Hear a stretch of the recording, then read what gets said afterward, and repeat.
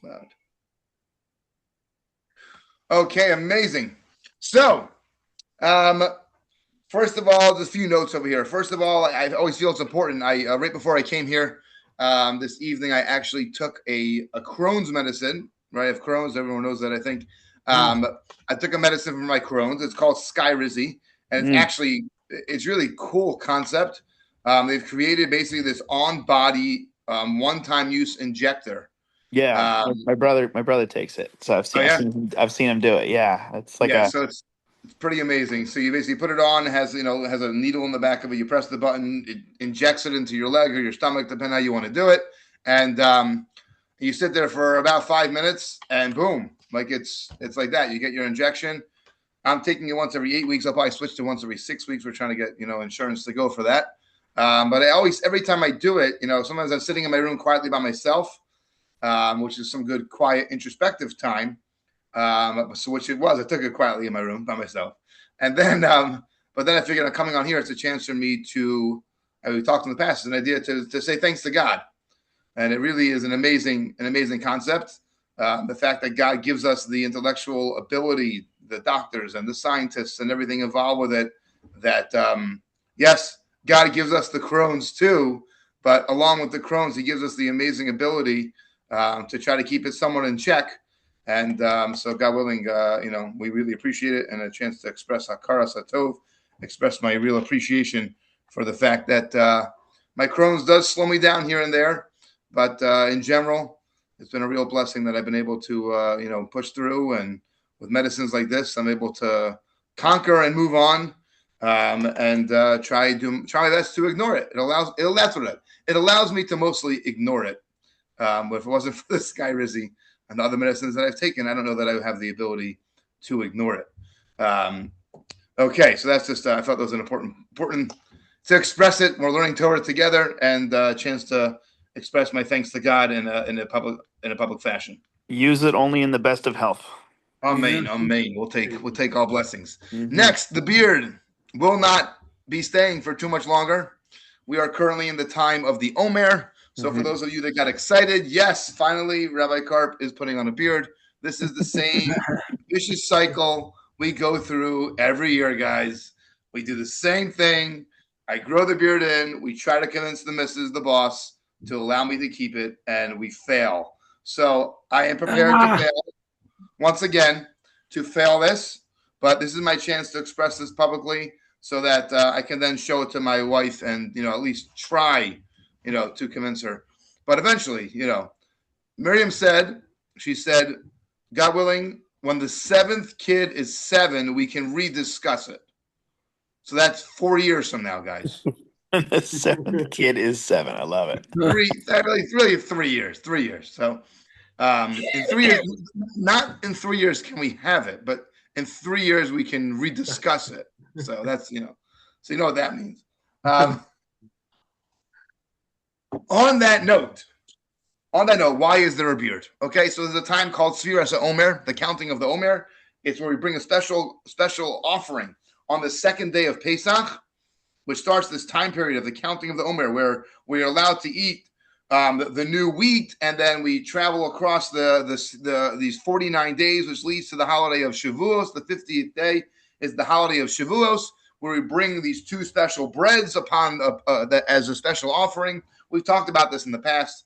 If you don't remember, we could talk about it more another time. I'm not going to focus on it so much tonight. So it's this amazing process that started. It also happens to be that it took 49 days for the Jewish people to go through the growth process of leaving Egypt, traveling through the desert, going through all those experiences to be prepared and ready to accept the Torah upon themselves, or for us to accept the Torah upon ourselves at Mount Sinai on the holiday of Shavuos, right? That's this time of the Omer. That's this special time. Now, what does that have to do with the beard? Because I want to be holier, so I grow the beard? No, that's not what it is. There is actually an aspect of communal mourning for the 24,000 students of Rabbi Akiva that died in a 33-day period of time during this time. So because of such great loss, we go ahead and we express an aspect of mourning because of that. And then you have this funny balance because, so like last week was Yom HaShoah. Yesterday, Israel, 2 days ago was Yom HaZikaron. Today, right, / yesterday, right, I'm in this funny spot right here, E24 in America, right? So it's Yom HaAtzmaut as a day of celebration for all the miracles and miraculous gift that we have of the land of Israel, right? What an amazing thing. But it's also during this time of mourning, so you get this interesting balance. Like last Shabbat, I was in Scranton, Pennsylvania for a nephew's bar mitzvah, right? And it was the same interesting balance where it was the bar mitzvah, so it's a big celebration, but it's also a time of mourning. So we slowed down. We didn't do as much, rocking and dancing, and so we did temper it because it's a time of communal mourning. So there's this, delicate balance, which sounds like Judaism, right? There's always some sort of balance that we have in our lives, and life is all about balance. Life is all about that. So now, why did those students get killed? Why did they die? Why did they die during this time? They actually died from a plague. In English, they call it diphtheria, which is a horrific throat disease. The Talmud has, really scary explanations of what it really feels like and, how bad it really is. One of the worst kinds of deaths, plagues, or the sicknesses that someone could have. And this is the sickness that they passed away from. Now, it's not a coincidence that they passed away during this time. It's not a coincidence. Oh, there was some plague that came along, right? It happened for a reason. And the Talmud tells us why. The Talmud tells us the reason that's connected to this week's Torah portion. The reason it tells us is Shelo nahagu kavod zeh lazeh. The students of Rabbi Akiva did not interact with each other with the appropriate level of respect and honor. Mm-hmm. And what's amazing is when the Torah speaks about the students of Rabbi Akiva, it doesn't say that he had 24,000 students pass away. It says that 12,000 pairs of students passed away. They were pairs. They were not just students, individual students. There was a pair component there. There was a relationship that was there. And that's actually where their flaw came, from the fact that they did not have appropriate kavod for each other. So much so, why is it so interesting that it's particularly that aspect that they passed away from? The Talmud tells us that Rabbi Akiva, he went ahead and he says, Zeh klal gadol b'Torah. This is a cardinal principle of the Torah. What's the cardinal principle of the Torah? Ve'ahavta l'reacha kamocha. That you have to love thy neighbor as thyself. Right? That's in this week's Torah portion. Parshas Kedoshim speaks about this idea of loving your friend like you love yourself. The way that Rabbi Hillel says it in the Talmud, he says, that which you don't want done to you, do not do to others. Right? That which you don't want done to you, don't do to others. Now, I've always been a little puzzled, and perhaps we've discussed this in past years. Maybe you'll have an idea. And I think maybe you do have some ideas. I'm sure you do. As to what does that really mean to love your friend, love your neighbor, love your friend the way you love yourself? And is that really possible? Is it really possible to love someone the way that you love yourself? Ultimately, love yourself. Is that really a possibility? Now, in our world today, if we were to ask this to a room full of teenagers, they immediately would respond, well, who said I love myself? Right? Which we chuckle at, but unfortunately, I've done this before with rooms of individuals, all ages. And that's an immediate response. Because they actually say, Rabbi, what's the problem? I love other people more than I love myself. It's part of that is, right? We could talk about that. We could certainly analyze that from an emotional, psychological standpoint, and have some fun and step into the world of psychology and human nature and all those kinds of things. And it's important, but it is definitely a piece of our world that we're beginning to spend more time on, right? The self-care, right? The relationship with oneself, making sure that's healthy, how to make sure that's healthy, setting aside enough time for ourselves, right? With the goal of perhaps giving to others or taking care of ourselves. We can't take care of ourselves. We can't take care of others, right? So it does create that mindset where there's, we are doing things for ourselves so we can do for others. But are we taking care of ourselves? Reminds me of the trip that I went on with Jeffrey. It was the first dad trip I did to Israel. And it's okay to say it. I won't say his name, but Jeffrey might try to guess who it is. We'll leave it up for Jeffrey to figure out who it was. But we got on we get on this plane and we're going to go on this trip to Israel for just dudes. It's a dudes only trip, mostly, except for a few speakers here and there that were ladies. But it was a dude only trip. And I was we were on the same flight as some of the guys that were, from our group in the New England area. And we were flying Air Canada. Best airline. Best airline. That's right. So was it through Toronto or through Montreal, Jeffrey? I don't remember. They both fly direct to Tel Aviv, both Montreal and Toronto. So I look back which one it was. I think it was Toronto. And at that point in time, they were offering free l'chaims, right? The little stubby guys. So they were offering, offering, what do they call them? Nips, right? Free. And then, and so I mentioned this to one of the guys that was sitting near me, and he orders one and he pours it over the rocks, right? And he sits down, he picks it up, he smells it, he takes it in, and you could just see like years melting off. this moment of, when is the last time I did like a real dude for myself type of thing? So I allowed the person to enjoy the moment, and then later on we reflected on it because I thought it was so awesome to watch. But it turned out that I was like, don't forget that part of what you're doing is not just for you. You're also doing this for others, so you can be the best version of yourself, right? Best dad, best son, best spouse, right? So that's why you're doing this. It's like, oh, don't ruin the moment. Come on, it was for me. So I said I didn't ruin the moment. I waited, and I waited multiple days to talk about it. But I do think this is something amazing to think about. So is it really possible to love someone the way we love ourselves?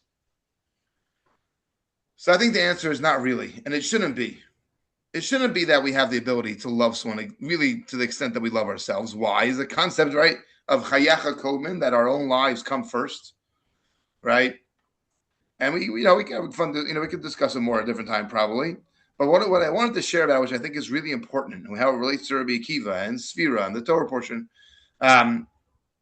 is, and along with the balance that comes with it, is no, it's not possible. It really isn't possible for us to love someone the way we love ourselves. But it is possible to love someone with some of the things that we use to love ourselves. Some of those mechanisms. Now, what do I mean?